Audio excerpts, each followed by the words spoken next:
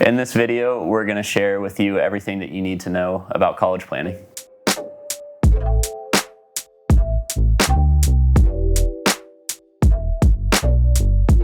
So a common topic that often comes up in meetings is college planning. Very stressful sometimes for clients to juggle daycare costs, nanny, and everything else that comes along with having a kid. So we thought it would be helpful to map out the costs just so that you have an idea from day one of what to expect.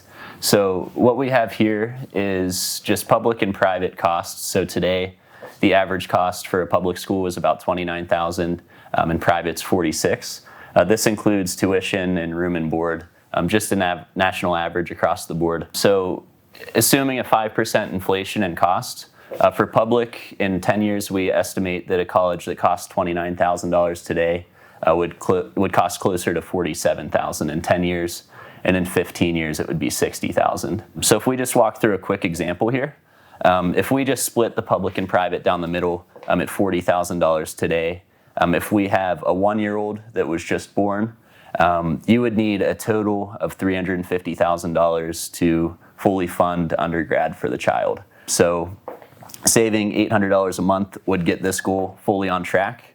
And then in a separate example, say you have a 10-year-old, since that college goal is closer for that child, there's less inflation on the cost. So 4-year cost for the 10-year-old would be $250,000, and you would need to save about $1,800 per month to get that fully on track. So very relevant today. There's a lot of talk in the political spectrum about maybe college will be free in the future.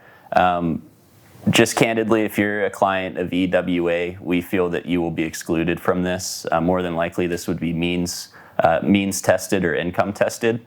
So very important, even though a little bit of sticker shock with the 350, very important to start planning for that today. And now Jameson's gonna walk through our philosophy and what we would recommend to do to fund college. So when we think of what are vehicles out there that you're able to save into that are accessible when your kid's ready to go to school, there's really two main options that we want to look at. The first one would be a 529 plan.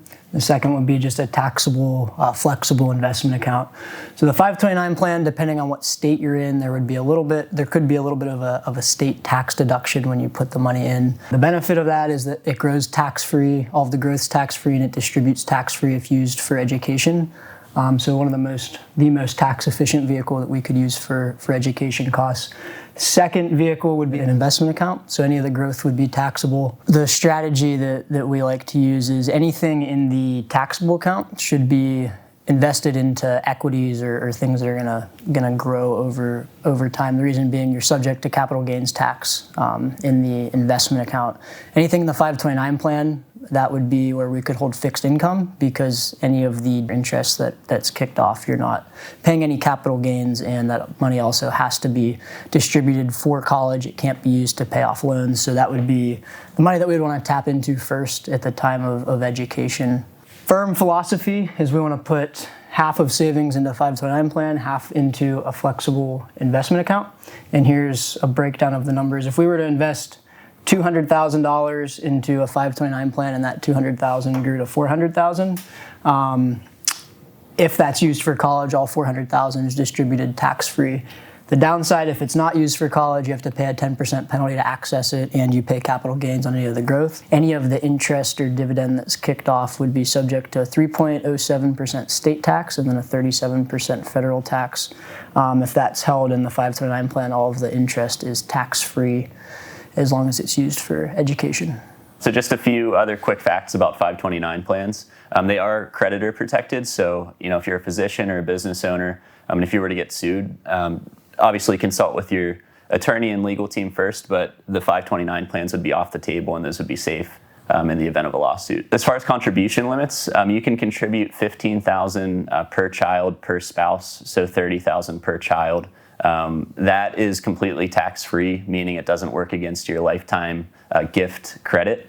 And then you can also do accelerated gifting, so they allow for up to 5 years worth of contributions at once. And this is for each spouse. So for one kid, one spouse could do $75,000, and then the other spouse could also do $75,000. So total of $150 going into the 529 plan today. Reason that would be beneficial is the sooner the money gets in, the sooner it can grow. So if we get the money in today, larger amount is going in, and that can begin compounding and growing and working towards the education goal. One of the questions that we hear all the time is what happens if my kid doesn't need the money that's in the 529 plan for education. That money, let's say you have 3 kids, the oldest kid doesn't go to college, that money can then be passed to kid number 2. Say kid number 2 doesn't go to college, it could be passed to the 3rd kid, and then it could also be passed on to, once your kids get older, their kids' kids, so it could be gifted to grandkids if none of that money was used for education at that time. One thing we want to be aware of when we're doing education planning and funding 529 plans is being cognizant of what state you're in. An example is the state of Pennsylvania allows for out-of-state 529 plan funding, and the state of Pennsylvania has a 3.07% state tax deduction on money that's funded in each year. Whereas a state like Virginia or Maryland, for example, if you used an out-of-state plan, you wouldn't be able to get the state tax deduction. So for those states, we would just want to be aware of what the state rules are and make sure that we're utilizing the state plans rather than an outside 529 plan to take advantage of the tax deduction. Another common question that we get from clients is, can one beneficiary have more than one 529 plan? The answer to that is yes. So for example, you as a parent could open a 529 for your child. A grandparent could have one as well. Aunts and uncles, really no limit to that, just to spread out the tax deduction if that's something that's applicable in your case. So this is our philosophy right now, but one thing that we'll be aware of is if tax laws change. And for example, if you're a high income earner, let's say you're in the top tax bracket, one of the proposals that's been on the table is merging the capital gains rate with marginal tax rate. So money in the taxable account, let's say it's 25% capital gain rate, that could be merged, and any of those gains you would pay a 37% tax on. If that legislation changes, we would then shift our recommendation to have more, this number might go more towards 75% into a 529 plan just to take advantage of the tax deferral, because the growth would be taxed at a much higher rate.